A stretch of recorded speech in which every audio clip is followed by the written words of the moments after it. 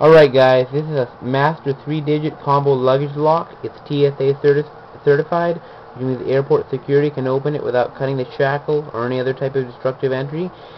And in this video I'm going to show you exactly how to do it. First thing you're going to do is turn the lock over and look for the wafer lock on the bottom. You're going to pick it clockwise.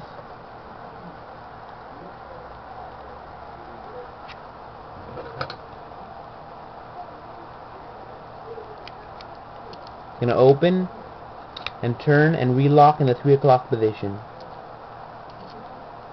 Now all you got to do is push down this thing right here and pick it. As you can see, the internal cylinder has popped out and the shackle is free to rotate. Alright guys, see you in my next vid.